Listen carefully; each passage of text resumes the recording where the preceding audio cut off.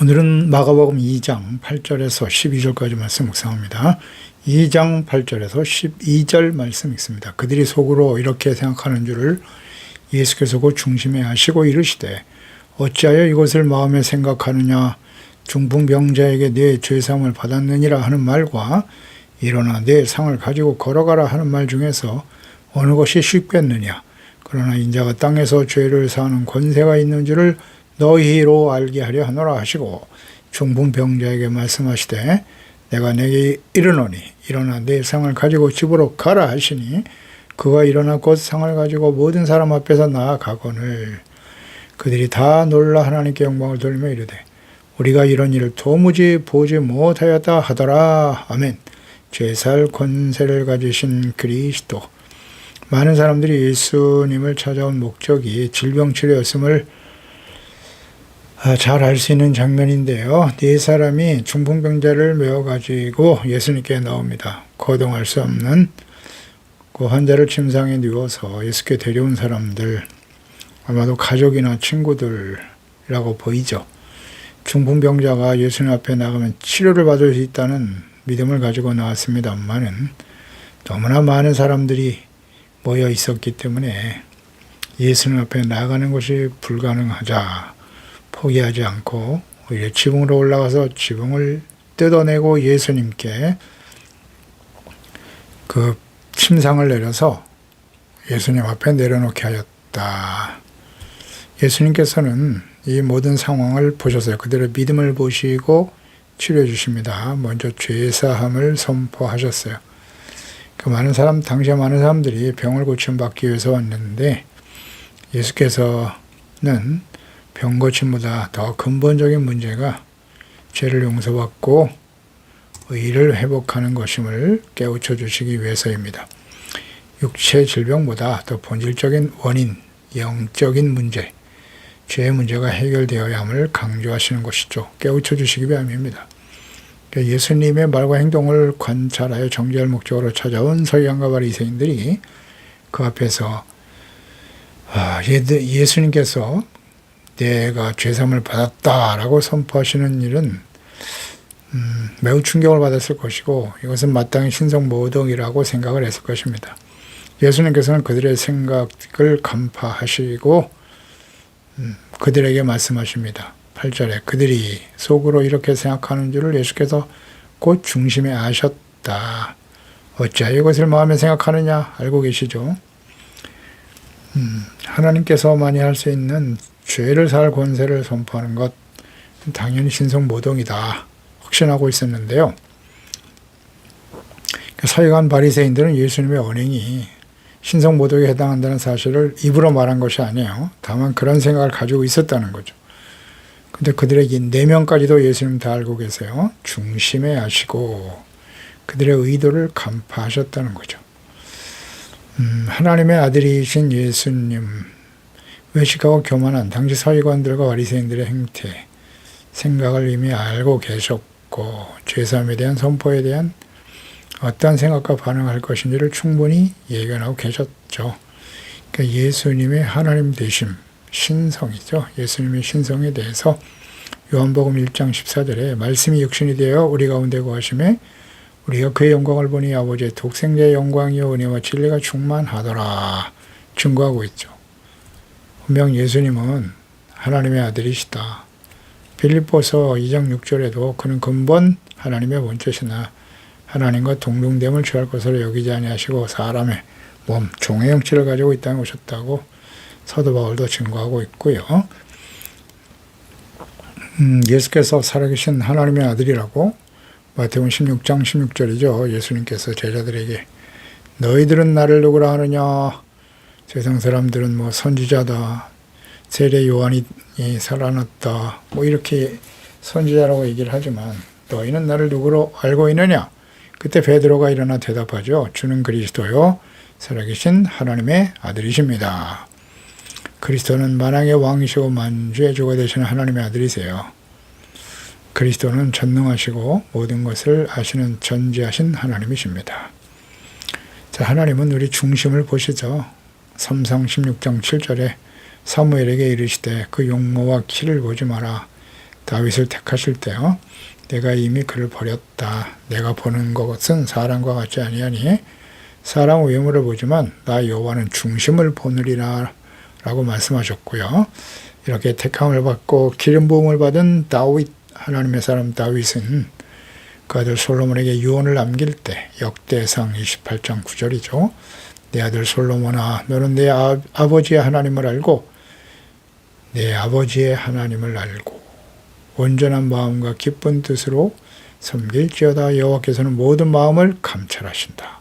모든 의도를 알고 계신다. 내가 만일 그를 찾으면 만날 것이고 만일 내가 그를 버리면 그가 너를 영원히 버리실 거야 라고 아주 분명히 깨우쳐 주었습니다. 그러니까 예수님께서는 서기관과 바리새인들이 어떤 목적을 가지고 그 자리에 왔으며 어떤 생활을 하고 있는지를 다 알고 계셨죠. 그들의 생각이 매우 악하다. 마태복음 9장 3절이야죠. 어떤 서기관들이 속으로 이르되 이 사람이 신성을 모독한다. 예수께서 그 생각을 아시고 너희가 어찌하여 마음에 악한 생각을 하느냐라고 말씀하셨거든요. 그들의 생각은 악한 것이다. 그러니까 주님께서는 우리의 마음과 생각이 일어나는 모든 것을 다 알고 계십니다. 모든 욕망, 교만, 죄와 허물, 연약함, 고통과 아픔, 간절한 필요와 소원들, 우리의 삶의 우선순위나 목적 등을 모두 다 알고 계세요. 의도까지 다 알고 계십니다. 이 모든 것을 숨김없이 하나님 앞에 내려놓고 고백하고 회개하고 진실하게 도움을 구하며 기도하는 사람이 되어야 합니다. 9절에 충풍병자에게 내 죄사함을 받았느니라 하는 말과 내가 일어나 내 상을 가지고 걸어가라는 말 중 어느 것이 쉽겠느냐. 예수께서는 서기관들의 생각을 아시고 그들의 죄가 사함받았다고 선포하는 것과 병을 치료하여 기적적으로 일어나 침상을 가지고 걸어가는 말 어느 것이 더 쉽겠느냐라고 질문을 하셨는데요. 그들의 답변을 요구하십니다. 예수께서 질문하신 것에 대해서 둘 모두 다 불가능하다는 사실을 다 알고 계시죠. 그들이 답변할 수 없다는 사실도 알고 계세요. 둘 다 쉬운 일이 아니라는 거죠. 그들이 아무리 하나님과 율법에 대해서 잘 알고 있었지만 사람의 죄를 사하거나 중풍병자를 일으키는 기적을 행하는 일은 둘 다 불가능하다는 사실을 인지시키기 위한 질문이었습니다. 어느 것이 쉽겠느냐? 둘 다 불가능. 사람의 힘으로 할 수 있겠느냐? 라는 말씀이죠. 그렇다면 실제로 이런 일이 너희들 눈앞에서 일어난다면 너희들의 생각이 잘못되었음을 인정하겠는가? 라는 의도를 가지고 질문하신 것입니다. 예수님은 신성모독이라고 하시는데 하나님의 아들로 전혀 인정할 수가 없었다는 거죠. 사람으로만 보고 있는데 사람이 할 수 없는 이와 같은 일을 예수님께서 너희들 앞에서 행한다면 너희들은 예수님을 진정 하나님의 아들 그리스도라고 믿겠느냐? 라는 질문, 의도가 담긴 질문이죠. 그러니까 불가능한 일을 하나님으로서는 가능한 일임을 미리 밝혀두시고 죄사함과 치료의 기적을 행하신 것입니다. 10절에 그러나 인자가 땅에서 죄사는 권세를 있는 줄 너희를 알게 하기를 원하노라. 그래서 먼저 그런 말씀을 하신 거예요. 인자는 사람의 아들이란 뜻이죠. 사람의 몸을 가지고 오신 하나님의 아들 그리스도께서 죄를 사할 권세가 있는 줄 알게 하신다. 인자라는 말은 그리스도께서 자주 사용하신 자기 자신에 대한 메시아적 명칭이죠. 자신의 인성을 강조한 표현입니다.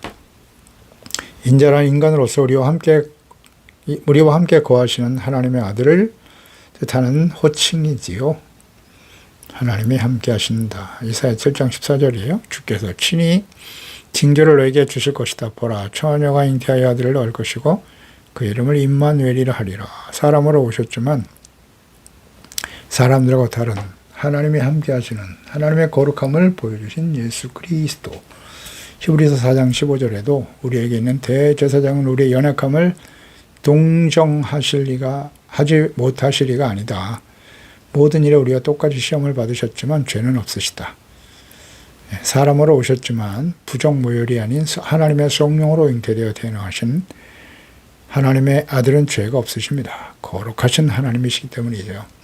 이를 알고 믿는 자들은 복이 있습니다. 하지만 당시 바리새인들은 예수께서 직접 그들 앞에서 말씀하시고 사람으로서는 할 수 없는 수많은 기사와 이적을 행하셨으나 믿지 않았습니다. 인자는 성육신하신 그리스도이십니다. 이 땅에 오신 목적이 모든 사람들의 죄를 용서해 주시고 의롭고 거룩한 하나님의 자녀 백성으로 회복시키기 위해서임을 선포하고 가르치시는 것입니다. 그러니까 십자가에 죽으신 것 부활을 통해서 이루실 구원, 죄사함과 의의 회복, 복음을 전파하고 믿어 영생과 하나님의 나라로 인도하시기 위해서 오신 하나님의 아들 예수 그리스도, 이것을 알고 믿고 그분의 말씀에 순종하는 거룩한 하나님의 자녀로 정체성과 사명에 충실한 삶을 살아가고 있습니까? 중풍병자에게 말씀하시되, 그러니까 사람의 아들 그리스도로 오신 예수께서 이 땅에 오신 목적, 죄사함과 의의 회복이라는 것을 명심해야 합니다. 그러니까 죄사할 권세가 있으신 하나님의 아들 그리스도이심을 서기관과 바리새인들, 또 그리스도의 말씀을 듣는 모든 이스라엘 백성들, 모든 시대의 사람들에게 알게 하시기 위한 의도와 가르침이심을 밝히고 이제 중풍병자에게 말씀하십니다. 내가 너에게 이르노니 일어나 내 상을 가지고 집으로 가라. 그러니까 죄사할 권세와 모든 질병을 치료하실 수 있는 하나님의 권세로 선포하시는 말씀입니다. 그 예수님 분명 우리의 모든 죄를 용서하시고 의롭다함을 얻게 하기 위해서 오셨습니다만 그것만을 위해서 오신 것은 아니다. 그러니까 우리가 질병으로 또 삶의 여러 가지 고통과 시련을 당하고 있을 때 죄사함 받고 의롭다함을 얻고 구원받아라만 강조하시는 게 아니라 우리의 실질적인 삶의 현실적인 필요도 절대 예수님은 간과하시지 않아요. 죄사함 받고 영생을 얻게 되었으면 됐지 무엇을 더 하나님께 요구하겠는가 라는 생각과 주장을 할 수도 있는데요. 그렇지 않아요. 예수님은 영적인 문제도 죄사함, 의롭다함을 얻고 하나님의 자녀가 되는 영적인 복을 주시고 현실적인 당면한 문제였던 모든 병, 중풍병으로 누워있는 그 사람을 일으켜 세웠어요. 둘 다 중요하게 여기시는 거예요. 좀 한쪽으로만 강조하면 안 돼요. 질병 치료, 기사와 이적만을 쫓아다니는 그것만을 믿고 따르려고 하는 사람들도 조심해야 되고 또 영적인 의로움, 영적인 복만을 강조하고 예수님께서는 현실적인 우리의 삶의 필요를 구할 필요는 없다. 구해서는 안 된다라는 주장도 옳지 않아요. 예수님은 영육간에 우리에게 복을 주시는 분이십니다. 상을 가지고 집으로 가라. 그냥 말씀 한마디 하신 거예요. 이러한 주님의 말씀 선포는 어제나 오늘의 영원토록 동일하시고 살아계신 예수 그리스도의 말씀이세요. 그 모든 죄인과 병든 자들에게 선포하시는 하나님의 사랑과 권능의 말씀이신 거죠. 그래서 예수님께서 오늘날도 믿음을 가지고 주님께 나와 겸손히 자신의 죄를 회개하고 용서받고 의롭고 거룩한 하나님의 자녀가 되기를 간절히 소망하며, 그러니까 우선순위가 분명해야 되는 거예요. 주님께 나온 목적이 단순히 병 고침만이 아니라 우리가 주님 앞에 말씀 앞에 우리의 죄를 깨닫고 회개하고 용서받고 의롭다함을 얻고 하나님의 자녀가 되는 데 초점을 두고, 즉 하나님의 나라, 하나님의 이름이 거룩히 여김을 받기 위해서 기도하며 간구할 때 모든 병약한 자들에게 죄를 용서해 주실 뿐만 아니라 병도 고쳐주신다. 이분이 우리 예수님이십니다. 그래서 먼저 주님의 말씀을 듣고 묵상하고 죄를 버리고 겸손히 기도하는 것이 필요합니다. 야고보서 5장 15절이죠. 믿음의 기도는 병든 자를 구원하는데 주께서 그를 일으켜 주시리라. 혹시 죄를 범하였을지라도 이걸 언급하셨어요. 사하심을 받으리라. 그러므로 너희 죄를 서로 고백하며, 이게 먼저예요. 고백하고 병이 낫기를 위해서 서로 기도하라. 의인의 간구는 역사하는 힘이 크다. 의인의 간구를 하나님이 들으신다. 그러니까 먼저 죄를 깨닫고 고백하고 회개하고 돌이킨 후에 병 고침을 위해서, 병자를 위해서, 병 낫기를 위해서 기도해야 된다고 분명히 말씀하고 있습니다. 침상을 가지고 집으로 돌아가라. 창조주 하나님의 아들 말씀과 선포는 창조의 능력을 가지신 하나님의 말씀이고 선포이기 때문에 그대로 이루어질 수밖에 없습니다. 이 죄상을 받아 영혼이 회복될 때 육신의 질병도 치료받는 기적이 일어나게 되는 것입니다. 이 관계를 잘 이해해야 돼요. 영육간에 치료해 주시고 영적인 일에만 관심 있는 것은 아니다. 예수님은 육체 필요도 해결해 주시는 예수님의 사랑과 구원의 역사를 우리는 믿고 확신하면서, 예수님 어제나 오늘은 영원토록 동일하시니까요. 기도하며 주님께 믿음을 가지고 나아가는 것이 필요합니다. 12절에 그가 일어나 그 상을 가지고 모든 사람 앞에 나아가거늘 상을 가지고 나갔다. 예수께서 말씀하시자마자 즉시 중풍병자에게 반응이 일어난 거예요. 치료의 기적이 일어났습니다. 말씀대로 중풍병자가 온전하게 되어 상을 가지고 모든 사람 앞에서 나갔다. 그러니까 모든 무리가 보는 중에서 죄를 사하시는 예수님의 권위에 대항했던 서기관들 앞에서 그 환자는 중풍병자가 일어나 상을 가지고 나갑니다. 그러니까 예수께서 질문하시는 의도, 죄 사하는 일, 중풍병자가 일어나 건강하게 되고 침상을 가지고 나가는 일 모두 불가능한 일이지만 예수께서 그 일을 정죄하는 바리새인들 앞에서 말씀 한마디에 이 모든 기사와 이적들이 이루어졌단 말이에요. 그 예수님의 권세와 능력을 보게 하신 것입니다. 다 이러한 모습을 보고 어떻게 부정하고 불신을 할 수 있겠습니까? 그러니까 예수님께서 행하셨던 모든 일들을 제자들은 증인이에요. 그 옆에서 직접 목격한 사람들이란 말이에요. 그들이 기록하여 남겼어요. 그러면 이 예수님에 대해서 뭐 기적은 다 신화다? 사실을 기록한 거예요. 사실을. 그 앞에 수많은 증인들이 있었다고요. 그렇지 않습니까? 그러면 믿어야 되지 않아요?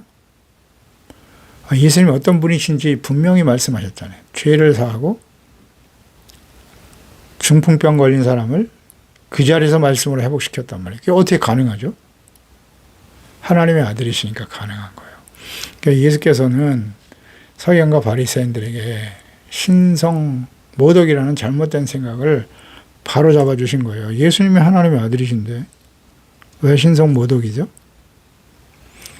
그들의 잘못된 믿음과 생각을 바로 잡아주시려고 이 모든 일을 행하시는 거예요. 회개하고 믿을 수 있는 기회를 그들에게도 주신 것입니다. 그러나 마음이 완악하고 교만한 자들은 결코 회개하고 돌이키지 않는다는 사실.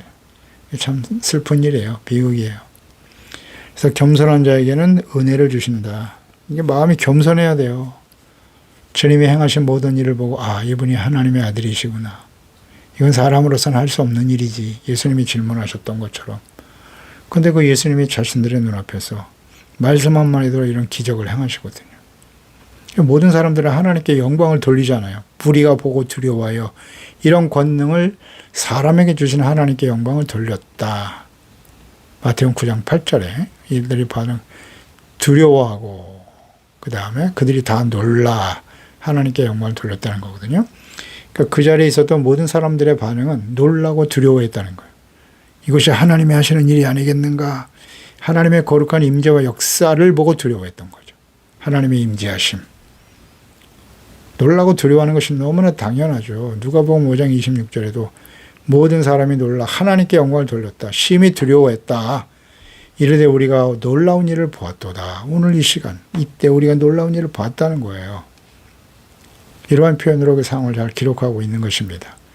결국 모든 무리들이 크나큰 충격 앞에 여러 가지 복잡한 심정을 지니고 있었음을 보여주게 됩니다. 사실을 기록한 거란 말이죠. 그러니까 실로 이 같은 충격과 두려움은 적어도 그들이 하나님의 임재나 하나님께 대한 경외심을 느끼게 되었음을 보여주시는 거죠. 사람이 할 수 없는 기사와 이적을 행하신 하나님께 영광을 돌리더라. 그런데 어때요? 그 자리에 있었던 서기관과 바리새인들은 그것을 직접 목격했잖아요. 예수님의 질문도 들었고. 근데 실제로 일어났어요. 말씀을 통해서. 그럼 어떻게 해야 돼요? 진실로 그가 살아계신 하나님이심을 믿어야 하잖아요. 근데 믿지 않아요. 오히려 예수님을 죽이려고 모함합니다. 음모를 꾸미죠. 그렇습니다. 예수님에 대해서 이런 수많은 기사와 이적, 이 사실을 지금 성경이 기록하고 있는데요. 불신자들은 이걸 믿을 수가 없어요. 인정을 안 합니다. 하나님께서 성령으로 감동해 주시고 눈을 열어주시고 귀를 열고 마음을 열어 깨닫게 하시는 자들만이 믿고 사실인데도 안 믿거든요. 그 당시에 바리새인들도 사실을 목격했지만 똑같이 예수님의 제자들과 함께 그 자리에서 그 예수님이 하신 말씀과 행하신 일을 보았단 말이죠. 그런데 왜 그들은 믿지 못했을까요? 겸손한 사람이냐 교만한 사람이냐. 불신자들은 말할 것도 없고 불신자들은 이 성경을 아무리 읽어도 절대 이해할 수 없어요. 믿을 수도 없고. 하나님의 성령, 지혜와 계시의 영을 우리 가운데 부어주셔야만 비로소 알게 되고 믿고 순종하게 되는 거예요. 이 사실을 어떻게 인정하지 않을 수 있단 말이에요. 참 안타깝죠. 하나님의 아들이심을 모든 사람들이 보고 깨닫게 되었다. 다른 사람들은 과거에 이런 일을 전혀 보지 못했다는 거예요.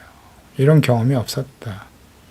그래서 예수께서 절망에 빠진 중풍병자를 긍휼히 여겨 그의 중풍병을 고치시는 기적을 행하였음에 주목하기보다는 인간의 근원적인 죄를 용서해 주시는 권세를 가지신 하나님의 아들 예수 그리스도, 이 일에 우린 초점을 맞추고 주목해야 되는 것입니다. 예수께서 이 모든 믿는 자들에게 죄를 용서해 주시고 이롭고 거룩한 하나님의 자녀의 백성이 되어 하나님께서 다스리시는 하나님의 나라가 회복되고 영원한 천국 하나님의 나라에 들어갈 수 있는 구원의 길을 활짝 열어놓으신 것입니다. 우리 죄 가운데 있을 때 다 여기 중풍병자와 같이 절망적인 상태에 놓여 있었던 사람들, 사망에 처해 있던 사람들이었지 않습니까? 그런데 예수님이 직접 찾아오셔서 혹은 이 중풍병자를 데려온 그 사람들 혹은 가족이나 친구들의 끊임없는 중보기도와 간구를 통해서 날마다 우리를 주님의 손에 올려놓았잖아요. 혹은 부모가 가족들이 나를 위해서 계속 기도했단 말이에요. 그 기도를 하나님이 믿음의 기도를 보시고 죄사함과 치료의 기적을 베풀어 주셔서 살아계신 하나님 주 예수 그리스도의 영광을 보게 하신 것처럼 오늘 우리가 이렇게 구원받은 것이 결코 우연이 아니에요. 누군가 우리를 위해서 끊임없이 중보하며 기도하는 사람들이 있었다는 거 잊지 말고요.